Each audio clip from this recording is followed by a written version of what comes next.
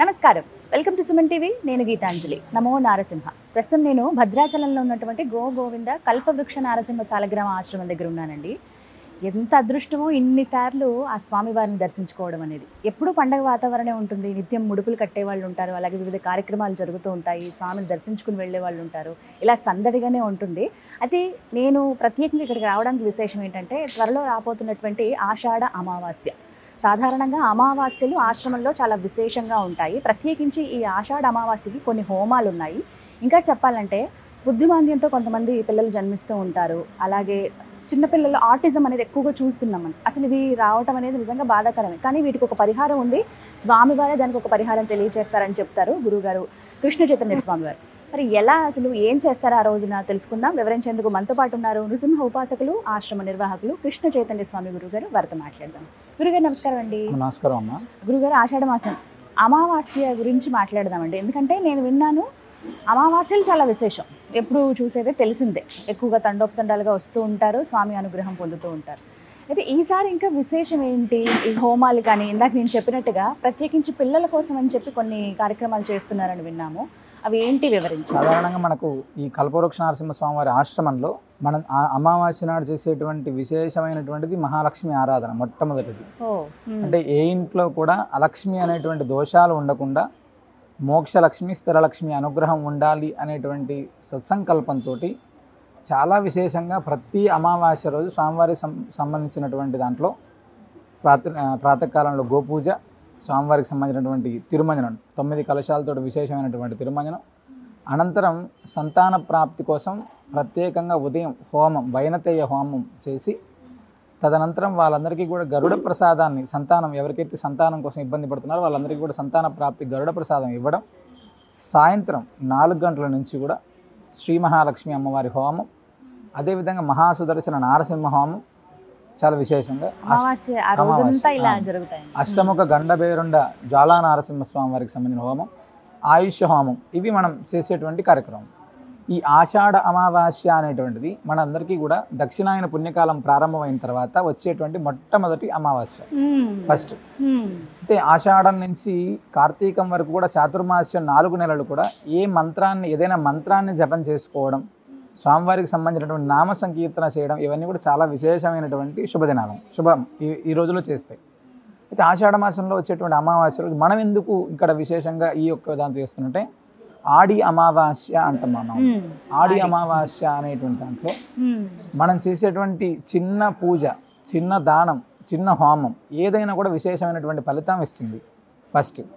రెండో విషయం ఏంటంటే, మన స్వామివారికి సంబంధించిన సన్నిధిలో ఇక్కడ 2 విశేషమైనటువంటి ఫలితాలను భక్తులు పొందడానికి అవకాశం ఉంటుందమ్మా. ఒకటి స్వామివారికి సంబంధించినటువంటి ప్రదక్షిణ, రెండవది గోసేవ. మనకు ఎలాంటి గ్రహ దోషాలు ఉన్నప్పటికీ కూడా గోశాలలో ఒక 10 నిమిషాలు ఉంటేనే మనకు అద్భుతమైనటువంటి ఫలితం వస్తుందని చెప్పి మనకు పెద్దలు చెప్తారమ్మా. అలాంటిది మనకున్నటువంటి ఎలాంటి దోషాలనైనా కూడా నివారణ చేసేటువంటి అత్యద్భుతమైనటువంటి హోమాన్ని మనం స్వామి సన్నిధిలో చేసుకుంటున్నాం. ఈ 2 కూడా గోశాలలో చేసుకోవడం అనేటువంటిది అత్యద్భుతమైనటువంటి భాగ్యం. అది మనకు ప్రతి అమావాస్య పౌర్ణమి తిథులలో ఉంటుంది. అయితే మనం చాలా ఇళ్లలో చూస్తుంటాం, సంతానానికి సంబంధించినటువంటి విషయంలో సంతానం వచ్చినటువంటి వాళ్ళు కొంతమంది ఇబ్బంది ఉంది, సంతానం లేక ఇబ్బంది పడేటువంటి వాళ్ళు కొంతమంది. సంతానం లేక ఇబ్బంది పడేటువంటి వాళ్ళ కోసమే వైనతేయ హోమాన్ని మనం చేస్తూ గరుడ ప్రసాదం ఇవ్వడం ఒకటైతేమా, అదేవిధంగా పుట్టిన తర్వాత అంటే బుద్ధిమాంద్యంతో, ఆటిజం అనేటువంటి దాంతో, అంటే ఓవర్గా వాళ్ళ యొక్క ప్రవర్తనలో ఉండేటువంటి దాంతో మందబుద్ధి ఉండి ఇబ్బంది పడేటువంటి వాళ్ళు అందరి కోసం ప్రత్యేకంగా కూడా ఆనాడు అష్టముఖ గండబేరుండ జ్వాలా నారసింహ హోమాన్ని మనం చేస్తున్నాము. అంటే దీని ప్రభావం చేత వాళ్ళలో కొంచెమైనా మార్పు వస్తుంది అనేటువంటి సంకల్పం. ఎందుకంటే మనం చాలా అమావాస్యల్లో ఇక్కడికి వచ్చేటువంటి వాళ్ళందరికీ కూడా ప్రత్యేకంగా దృష్టి తీసేటువంటి కార్యక్రమం మనం చేస్తున్నాం. ప్రతి అమావాస్య ఉదయం 8 గంటల నుంచి సాయంత్రం 6 గంటల దాకా ప్రత్యేకంగా ఈ అమావాస్య ఇంకా విశేషం అమ్మ. ఆషాఢ అమావాస్య అంటే నార్మల్గా ప్రతి అమావాస్య రోజు మనం ఇక్కడ దిష్టి తీస్తున్నామని చెప్పాము. ఆ దిష్టి తీసేటువంటి క్రమంలో ప్రత్యేకంగా వీటిని ఇలా తయారు చేసి ఇందులో ప్రత్యేకమైనటువంటి వస్తువులని, ద్రవ్యాలని ఉంచి ఒక మనిషి ప్రత్యేకంగా దీనికోసం ఉంటారమ్మ, వారే సపరేట్గా తీస్తారు. ఇవన్నిటిని కూడా ముందు రోజే అంటే సుదర్శన మంత్రాత్మకంగా వీటన్నిటిని కూడా అభిమంత్రించి, మన్య సూక్తంతో సుదర్శన మంత్రాత్మకంగా అభిమంత్రించి వీటి పూజ అయిన తర్వాత ఎవరికి వాళ్ళు ప్రతి మనిషికి కూడా అంటే ఒక్కొక్కరికి ఒక్కొక్క వ్యక్తికి ఒకటి వాడుతూ ప్రత్యేకంగా చేస్తారమ్మ. అంటే ఒక కుండ లోపల ఉన్నటువంటి ద్రవ్యము, కొబ్బరికాయ. ఇది ఇదంతా కలిపి దిష్టి తీస్తారు. దిష్టి తీస్తారు.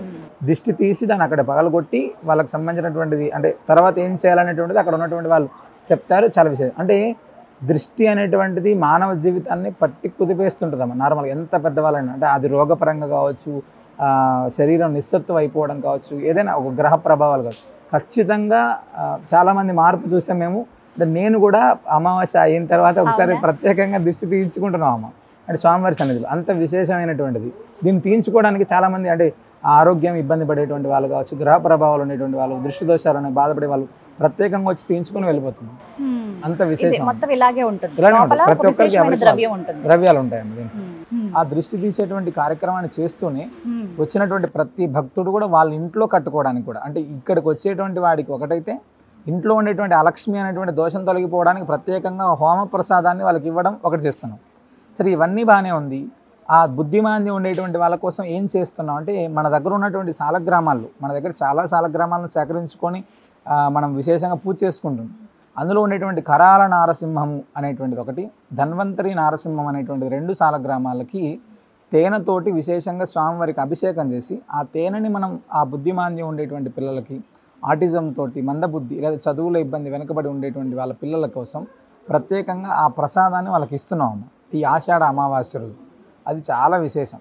అంటే ఆషాఢ అమావాస్య రోజు ఈ యొక్క దర్శనం చేసుకోవడం ద్వారా రోగ బాధలు అనేటువంటివి ఉండవు. ఫస్ట్ స్వామివారిని చూసి అంటే రోగ బాధలు ఎందుకు ఉండవు అంటే ఇప్పటి నుంచి కూడా ప్రారంభమయ్యేదంతా కూడా రోగాలకు సంబంధించినటువంటి సమయం కూడా వస్తుంది. వర్షాకాలం అనేటువంటిది పూర్తిగా రోగాలకు సంబంధించినటువంటి అలాంటి రోగ బాధలు ఏవి కూడా మన కుటుంబానికి ఉండకుండా ఉండాలి అనేటువంటి సంకల్పంతో విశేషంగా మనం ఈ యొక్క హోమాలు, అదేవిధంగా స్వామివారికి సంబంధించినటువంటి అభిషేకం, ఇవన్నీ విశేషమైనటువంటి పూజలు ఇక్కడ మన దగ్గర జరుగుతాయి. మరి ఎవరెవరు పాల్గొనొచ్చు, ఎలా పాల్గొనాలి, ఈ వివరాలు కూడా తెలియదు. ఖచ్చితంగా అంటే స్వామికి ఆర్తితోటి ముడుపు కట్టేటువంటి ప్రతి భక్తుడు కూడా అంటే మన కుటుంబం యొక్క ఉన్నతి కావాలి అనుకునేటువంటి ప్రతి భక్తుడు ఆ రోజు ప్రాతకాలం నుంచి రాత్రి దాకా ఏ సమయంలో అయినా వచ్చి ముడుపు కట్టుకోవడానికి అవకాశం ఉంటుంది. ఒకటి ఫస్ట్. అభిషేకాన్ని దర్శనం చేసుకోవాలనుకుంటే ఉదయం 8 గంటలకు ప్రారంభమవుతుంది, అభిషేక దర్శనం చేసుకోవచ్చు. అదేవిధంగా సంతానం కోసం అంటే ప్రతి అమావాస్య పౌర్ణమి రోజు ఇక్కడ సంతాన ప్రాప్తి కోసం గరుడ ప్రసాదం మనం ఇవ్వడం జరుగుతుంది. ఆ సంతానం కోసం వచ్చేటువంటి వాళ్ళకేమో ఉదయం 8 గంటల నుంచి ఆ యొక్క పరంపర కొనసాగుతూనే ఉంటుంది. అంటే ఆర్థికంగా మేము స్థిరత్వం రావాలి, రోగ బాధలు, రుణ బాధలు అనేటువంటివి ఉండకుండా ఉండాలి మన కుటుంబంలో అనేటువంటి వాళ్ళందరికీ కూడా ఆ రోజు సాయంత్రం 4 గంటల నుంచి ప్రత్యేకమైనటువంటి హోమాన్ని నిర్వహించి వాళ్ళందరికీ కూడా స్వామివారికి సంబంధించినటువంటి ఆశీర్వచనాన్ని, ఆ తీర్థాన్ని అన్ని కూడా ఇవ్వడం జరుగుతుంది. ఎవరైనా రావచ్చు, ఎవరైనా పాల్గొనాలి. ప్రత్యక్షంగా అయితే ఖచ్చితంగా పాల్గొనాలి. ప్రత్యక్షంగా ఉంటే స్వామి వైభవం చూడడానికి మనకు 2 కళ్ళు సరిపోవాలి, అంత అద్భుతంగా ఉంటుంది. ఎందుకంటే మీరు నేను చాలాసార్లు చెప్పాను, స్వామి అంటే అమావాస్య లాంటి పర్వదినాల్లో భక్తులు చేసేటువంటి ప్రదక్షిణలో భగవంతుడు కూడా ఉంటాడేమో. ఎందుకంటే అన్ని వేల మంది స్వామివారికి ప్రదక్షిణ చేస్తూ ఉంటే కూడా ఎవ్వరు కూడా అలసట లేకుండా, ఎలాంటి ఇబ్బంది లేకుండా ఇక్కడికి పాల్గొని ముడుపు కట్టి స్వామివారికి సంబంధించినటువంటి అన్నప్రసాదాన్ని తీసుకొని వచ్చేటువంటి ప్రతి భక్తుడు కూడా అంటే ఇక్కడ మంచి జరుగుతుంది. మేము ప్రతినిత్యం కూడా వింటాం, మన స్వామివారికి ముడుపు కట్టాం, మా పిల్లలకు ఉద్యోగం వచ్చింది, పెళ్లి సెట్ అయింది, ఆ సంతానానికి సంబంధించినటువంటి మంచి జరిగింది, వీసా వచ్చింది, ఇలా ఎన్నో రకాలైనటువంటి ఫోన్స్ ముడుపు కట్టిన తర్వాత అంటే అవ్వలేదు అనేటువంటి వాళ్ళు చాలా తక్కువ, అయింది అని చెప్పేటువంటి వాళ్ళు చాలా ఎక్కువ. అది అంటే ఆర్తితోటి ఇక్కడ ప్రదక్షిణ చేస్తే, అమావాస్య నాడు ప్రదక్షిణ చేస్తే సాధారణంగానే మనం కల్పవృక్షానికి గోమాతకు కలిపి చేసే ప్రదక్షిణ భూ ప్రదక్షిణతో సమానం. మరి అమావాస్య అనేటువంటి విశేషమైనటువంటి పర్వదినాల్లో చేసేటువంటి ప్రదక్షిణకి ఇంకా విశేషమైనటువంటి ఫలితం మనకు దక్కుతుందమ్మ.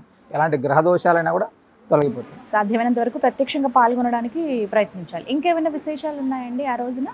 అంటే ఉదయం నుంచి హోమము, దృష్టి, ఇతర సంతాన ప్రసాదం, ఇవి ముడుపులు. అయితే నేను ఒకటి విన్నానండి, ఇక్కడ నిద్రించవచ్చు ముందు రోజు వచ్చి అని చెప్తున్నారు. ఏ విశేషాలు అంటే ప్రతిరోజు ఇక్కడ స్వామివారి సన్నిధిలో అంటే మరుసటి రోజు పొద్దున పూజకి ఎవరైనా హాజరవ్వాలనుకునేటువంటి వాళ్ళు ముందు రోజు రాత్రి వచ్చి నిద్ర చేస్తున్నారన్నమాట. మంగళవారం రోజు అభిషేకానికి వచ్చేటువంటి వాళ్ళు ముందు రోజు రాత్రి వచ్చి స్వామివారి సన్నిధిలో నిద్ర చేసి అభిషేకం దర్శనం చేసుకుని వెళ్తారు.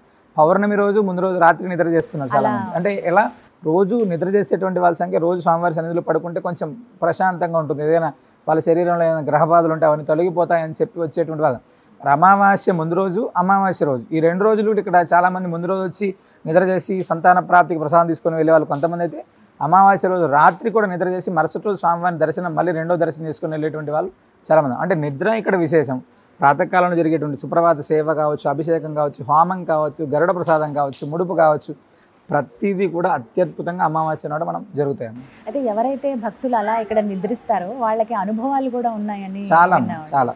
మేము ఈ మధ్యకాలంలో ఒక లాస్ట్ వైశాఖ అమావాస్య అనుకుంటా, ఒక ఆయన, నేను అసలు ఆయన కింద పడుకోలేరు, ఆయన వచ్చినప్పటి నుంచి నేను కింద పడుకోలేనండి, మంచాలు లేవు. తర్వాత మేము ఇంట్లో పడుకుంటే 11:30, 12, 1 గంట అయినా పడుకోలేము స్వామి అంటే, నార్మల్ ఏదో పడుకున్నాము, తెల్లారింది, ఇదే పరిస్థితి ఉంటుంది. రాత్రి ఎలా నిద్రపోయానో ఉదయం ఎలా నిద్ర లేచానో తెలియదు, అంటే కింద పడుకోలేనటువంటి స్థితి మాది. నిజంగా భగవంతుడు ఇక్కడ ఉన్నంతసేపు కూడా ఎంత అద్భుతమైనటువంటి ఆలాపన అంటే, స్వామికి ఏదో కైంకర్యం చేస్తున్నట్టు, సేవ చేస్తున్నట్టు, శరీరం అంతా కూడా ఒక తేలిక అయినట్టు, ఇవన్నీ కూడా చాలా బ్రహ్మాండంగా ఉంది. అలా చెప్పేటువంటి వాళ్ళు చాలా ఎక్కువ అమ్మ. అంటే పడుకుంటే స్వామివారి ఆ సమయంలో వాళ్ళని ఏదో స్పర్శిస్తారో అనేటువంటిది ఇక్కడ బాగా నమ్మకం. ఓకే, విన్నాం ఇవన్నీ కూడా, అంటే ఆ అనుభూతి చెందుతారు చాలా కూడా. మొత్తం మీద ఈ అమావాస్యకి ఆ అదృష్టం కావాలనుకుంటే ఖచ్చితంగా వచ్చి ముందు రోజే రావచ్చు. తారీఖు ఎప్పుడంటే 24వ తారీఖు, 23 వచ్చేస్తే ముందుగా ఫోన్ చేసి ఏమైనా చెప్పాలండి, డైరెక్ట్ గా రావాలి అంటే ఏదైనా హోమాల్లో పార్టిసిపేట్ అవ్వాలి అనుకున్నప్పుడు ఖచ్చితంగా వాళ్ళని అడిగి వస్తే మంచిదమ్మా. లేదు డైరెక్ట్గా వచ్చి ముడుపు కట్టేటువంటి వాళ్ళు కూడా ప్రతి నిత్యం కూడా వచ్చేటువంటి వాళ్ళు యథావిధిగా వచ్చి వాళ్ళు ముడుపు కట్టుకొని తీర్థప్రసాదం తీసుకొని వెళ్ళచ్చు. నృసింహ రక్ష కూడా దొరుకుతుంది కాబట్టి వచ్చి తీసుకొని వెళ్ళచ్చు. మొత్తం మీద చాలా విశేషంగా ఉండబోతోంది. ధన్యవాదాలు గురువుగారు. నమస్కారం. విన్నారు కదండి, ఆషాఢ అమావాస్య. సాధారణంగా ఆశ్రమంలో అమావాస్యలు చాలా ప్రత్యేకం ఇంత చెప్పినట్టుగా. అయితే జరగబోయేటువంటి కార్యక్రమాలు ఆ రోజున ఏమున్నాయి అన్నీ వివరించారు. మీకు కుదురుతుంది అని అంటే కనుక 23 సాయంత్రానికల్లా ఇక్కడ ఉంటే, అలాగే ఇక్కడే మీరు ఆశ్రమంలోనే నిద్రించి ఒక రాత్రి నిద్ర చేసినట్టు కూడా ఉంటుంది. ఒక దివ్యమైన అనుభూతి అది.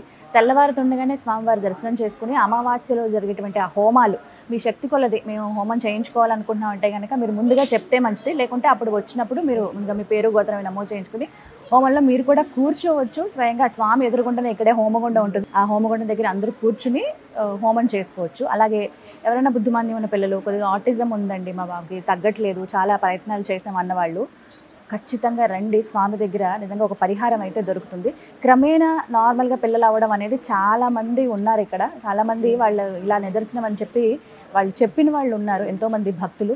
ఏమో మనకు కూడా అలా అయ్యి మన పిల్లలు బాగుండొచ్చు. ఒక్కసారి ప్రయత్నించండి, వచ్చి చూడండి. అలాగే దిష్టి తీసే కార్యక్రమం కూడా ఉంటుంది. మనకి ఇళ్లల్లో ఇవన్నీ కుదరవు. అలాంటిది నారసింహస్వామి వారి సన్నిధిలో మనకి ఈ విధంగా అవకాశం ఉన్నప్పుడు ఎవరో వదులుకోవద్దు. నేను చెప్తున్నానని కాదు కానండి, చాలామంది వారి వారి అనుభవాలు చెప్పి జీవితంలో మేము మా మార్పుని చూసాము, ఒక మార్పునని చెప్పారు. అలాంటి అనుభూతి మీరు కూడా చెందాలంటే ఖచ్చితంగా రండి. భద్రాచలంలో రాముల వారి సన్నిధికి 100 మీటర్ల దూరం అంతేనండి. ఎవరిని అడిగినా చెప్తారు కల్పవృక్ష నారసింహస్వామి వారి ఆశ్రమం ఎక్కడ అని చెప్పి. చక్కగా రండి, స్వామివారిని దర్శించుకోండి. నమస్కారం.